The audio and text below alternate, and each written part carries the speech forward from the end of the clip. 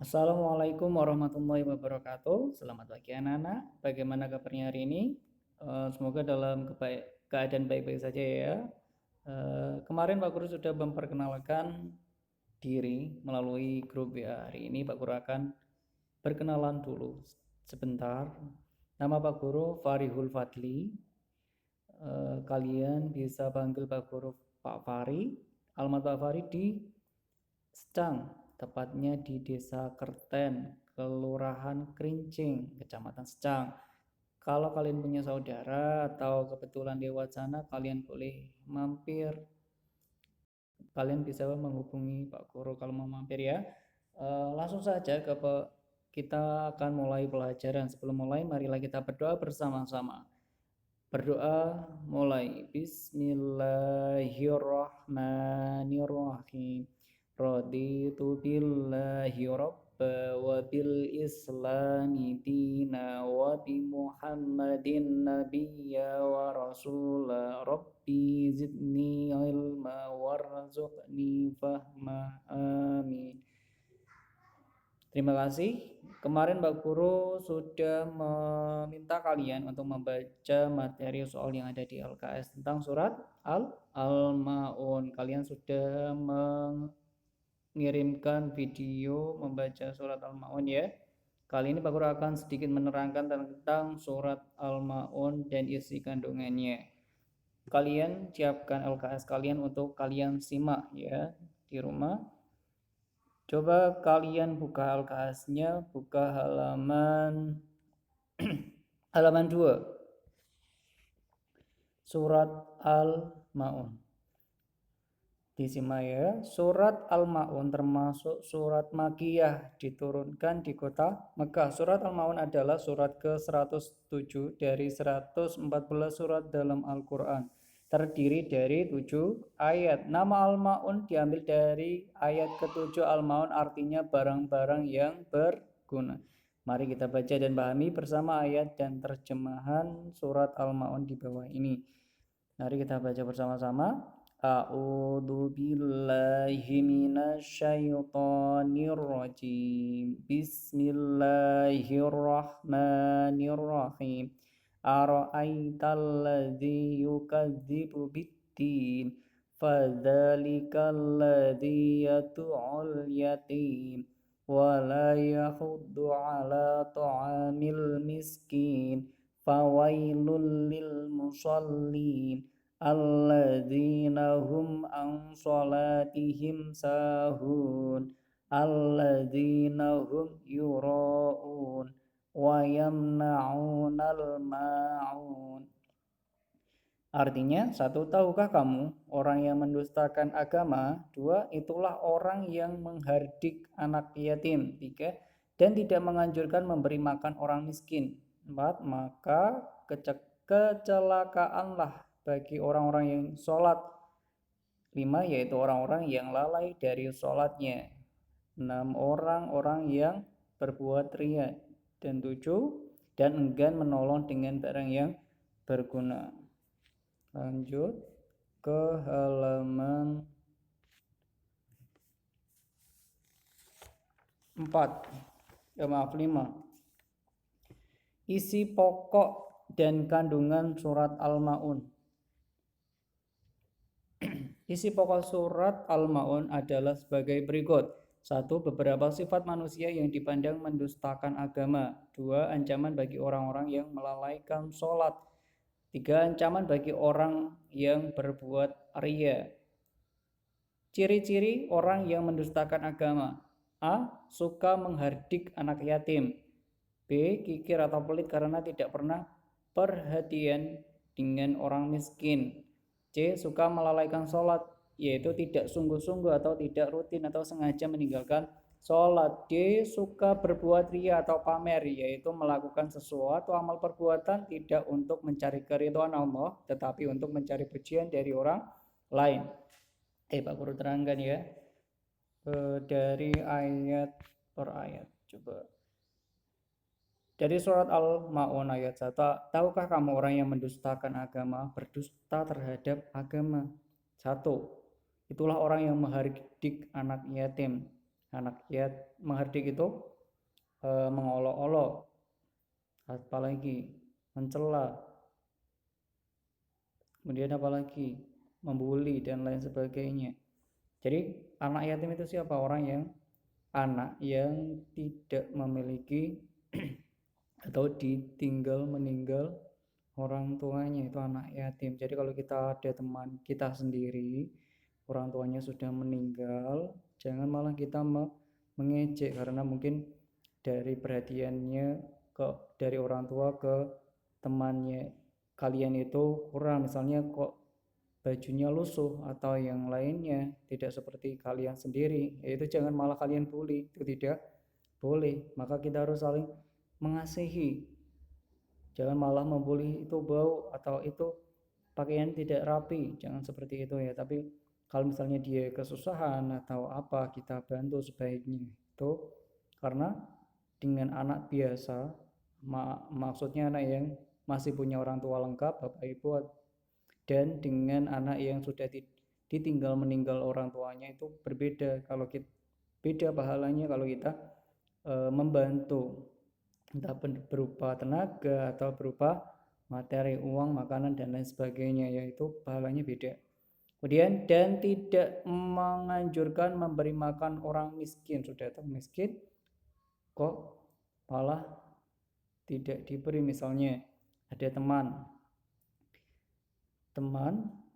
itu mengolok-olok kamu, jangan memberi ke anak itu, dia itu miskin, nanti tidak tuman. Nah itu tidak boleh seperti itu.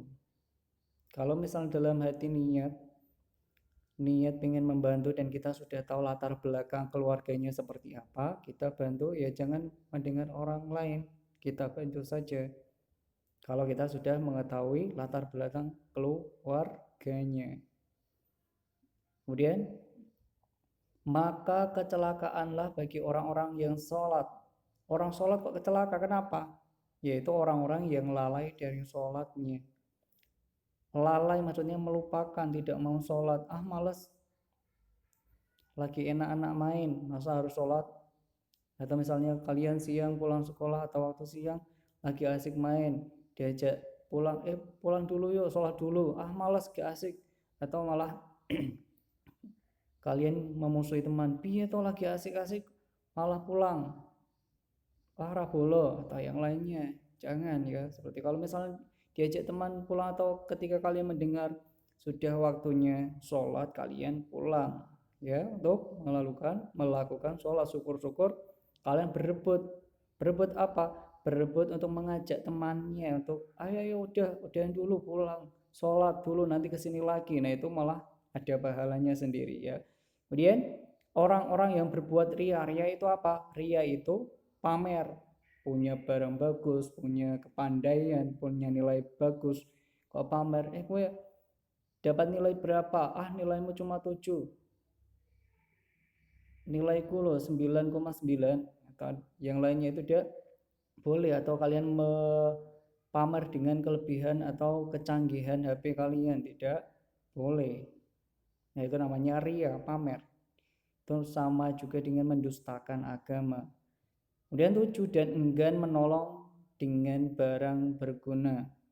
Ya kalian punya barang tidak digunakan untuk menolong. Misalnya kalian punya sepeda, mau ke tempat ngaji sedikit lumayan jauh. Nah kalian di jalan ketemu teman yang jalan kaki, kok tidak? Harusnya kalian punya sepeda digunakan untuk menolong, jadi sepeda kalian itu berguna dan nanti ada pahalanya sendiri, bukan malah diejek, ngajinya atau sekolahnya jalan kaki sampai kakinya besar-besar. Jangan seperti itu, malah seharusnya kalian bantu. Atau kalau kalian punya sepeda 2 ya dipinjemi dan lain sebagainya. Atau malah kalian menemani jalan, itu lebih bagus. Sampai sini semoga kalian paham ya. Kalau ada yang tanya bisa dan ke Pak Guru melalui WA. Kemudian lanjut halaman 5 lagi. Ciri-ciri orang yang mendustakan agama. Tadi sudah di surat Al-Maun ya. Suka menghardik anak yatim, mengolok-olok. Kemudian kikir, pelit karena tidak pernah perhatian dengan orang miskin, pelit, malas, nggak mau sedekah atau membantu temannya. Dimintai kalian bawa jajanan, diminta sedikit aja tidak boleh, pelit. Kemudian suka melalaikan sholat, meninggalkan sholat itu tidak boleh, tidak baik, dosa, karena saking asiknya main atau yang lainnya, tidak boleh, itu namanya mendustakan agama. Kemudian D, suka berbuat riya atau pamer, atau kita melakukan sesuatu ingin dipuji saja. Misalnya kalian kalau sudah sedekah ya diam saja, sudah, jangan malah kemarin aku pernah pamer ke temannya, kemarin aku pernah memberi bantuan ke orang itu loh yang di dekat pasar itu, nasi kotak, atau setiap bulan aku selalu memberikan makanan nasi kotak pada orang-orang di sekitar sana. Itu tidak boleh. Kalau kalian sedekah ya udah diam saja, biar Allah yang tahu saja. Jadi ada istilah, kalau tangan memberi jangan sampai tangan kiri tahu. Maksudnya tangan kiri tidak tahu gimana? Tidak sekeliling kita, sekitar kita tidak diusahakan tidak ada yang tahu. Kemudian buka halaman 4. Kita akan belajar tentang hukum bacaan. Kalian simak ya, kalian perhatikan buku kalian masing-masing. Kalian simak. 1. Idgham bila gunnah. Idgham bila gunnah terjadi jika ada nun mati atau tanwin bertemu dengan huruf lam dan ro, dibaca melebur dan tidak berdengung. Coba Pak Guru akan mencontohkan dalam bentuk tulisan. Coba. Idgham bila gunnah, apabila ada huruf nun mati, nun sukun, atau huruf yang berharokat tanwin. Nah, ini bertemu dengan lam dan ro atau ro, dibaca melebur dan tidak berdengung. Contohnya fawai,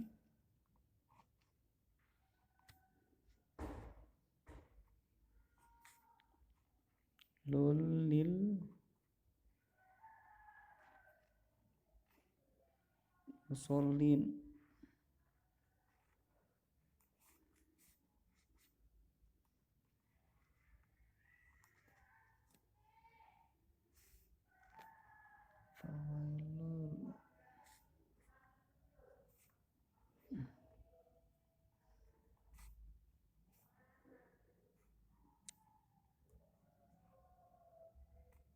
Nah, di mana kalian cari tandanya dulu, tanwin. Nah, ini ada domah tain atau domah tanwin. Nanti bertemu dengan lam, huruf lam. Jadi dibaca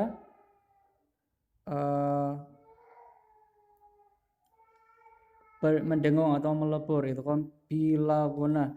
Jadi bukan harusnya, kalau sesuai dengan tulisannya itu dibaca fawailun lil musallin, tapi karena terdapat hukum bacaan yaitu bila gunnah, maka membacanya fawailul lil musallin. Jadi tanwinnya itu samar-samar, fawailul, bahkan tidak terdengar, fawailul lil musalli. Itu kan bila gunnah. Kemudian yang kedua, idhar syafawi. Bacaan idhar syafawi terjadi jika ada mim sukun bertemu dengan salah satu huruf selain mem dan ba dibaca jelas. Contohnya hum ang sholatihim sahun. Nah, kalian cari apabila ada mem sukun. Kuncinya mem sukun bertemu dengan selain mem dan ba. Dan di sini ketemunya ain bukan mem ataupun ba, dibaca jelas. Jadi dibaca hum ang sholatihim sahun. Jangan hum an sholatihim sahun, itu salah, harus jelas hum ang sholatihim sahun. Nah, itu seperti itu. Dan yang kedua hum yuraun, bukan hum yuraun. Nah, itu salah, harusnya hum yuraun. Kemudian wayam nauna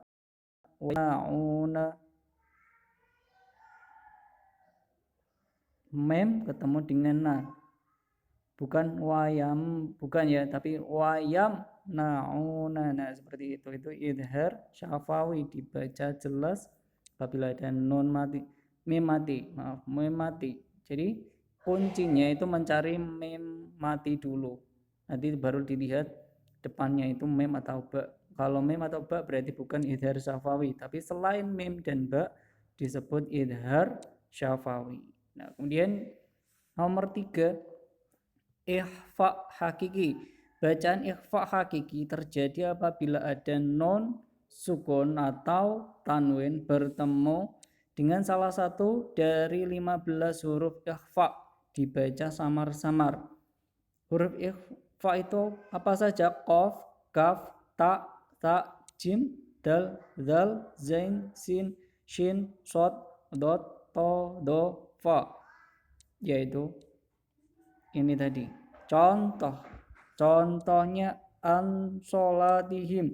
Nah, ini membacanya bukan an sholat tapi ang sholatihim. Ang sholatihim, bukan an sholatihim. Ya, kuncinya ada nun mati, dicari dulu nun mati, kemudian depannya itu apa? Ang sholatihim. Kemudian lagi contoh ikhfa hakiki.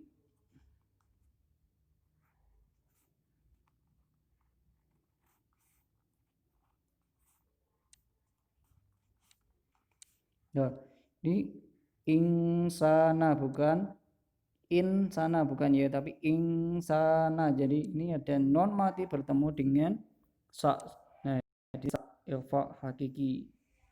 Kemudian yang keempat, matobi'i terjadi jika ada huruf alif didahului harokat fathah, huruf wawu sukun didahului harokat doma, atau huruf ya sukun didahului huruf harokat kasroh. Cara membacanya dipanjangkan 2 harokat atau alif.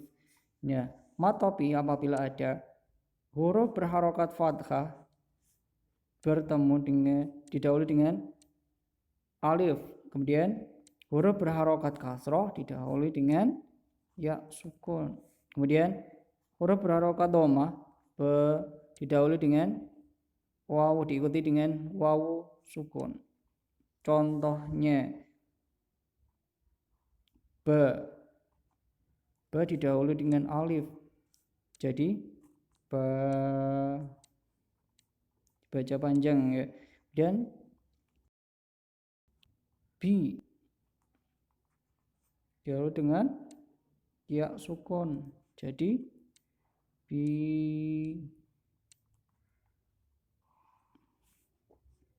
Kemudian ba berharokat doma bertemu dengan wawu sukun, jadi bu. Nah, ini saja sudah termasuk apa? Mat tobi'i. Sekarang contoh di LKS. Mat tobi'i. Wayam nauna. Nah, ini yang di garis bawah itu ada ain bertemu dengan wawu sukun. Kemudian ala to'ami. Nah, ain ini bertemu dengan alif karena hurufnya fathah. Kemudian alladzina, zal berharokat kasroh bertemu dengan ya sukun, ini mat tabi'i, mudah ya. Kemudian yang kelima, mat arid li sukun. Mat arid li sukun terjadi apabila terdapat mat tabi'i bertemu dengan huruf hijaiyah yang dibaca mati karena wakof. Wakof itu berhenti atau di akhir kalimat, hayat akhir kalimat. Cara membacanya dipanjangkan 2, 4, atau 6 harokat. Nah, contohnya ini.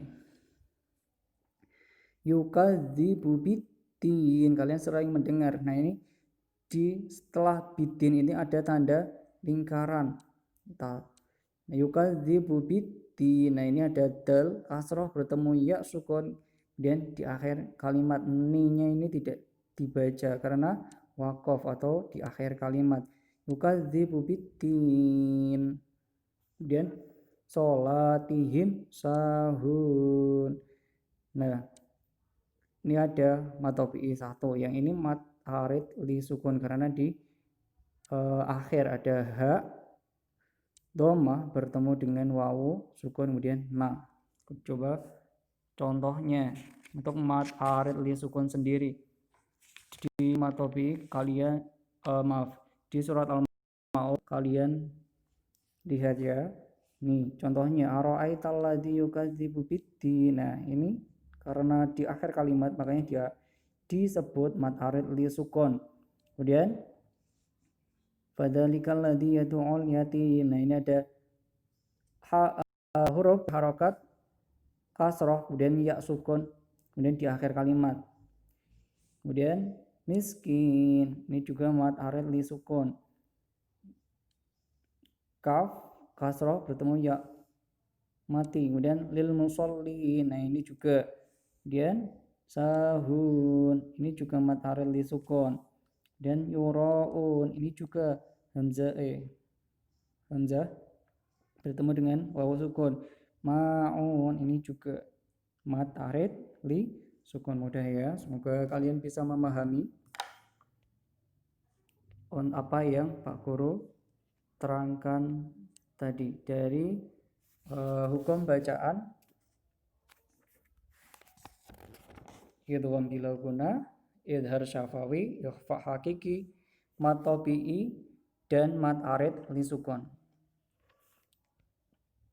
Kemudian tugas kalian hari ini, kalian mencari contoh dari hukum-hukum bacaan yang sudah Pak Guru terangkan tadi. Jadi tiap hukum bacaan kalian mencari 3 contoh, yaitu idgham bila guna kalian mencari 3 contoh, idhar syafawi kalian mencari 3 contoh, ikhfa hakiki kalian mencari 3 juga, sampai mat arid kalian mencari 3. Kalian boleh mencari di juz amma, Al-Quran atau yang lainnya ya. Nanti kalau setelah selesai kalian kumpulkan berupa foto Jabri ke Pak Guru. Mungkin juga sekian yang bisa Pak Guru sampaikan. Kalau misal ada yang kurang jelas, kurang paham, kalian bisa tanyakan ke nomor Pak Guru.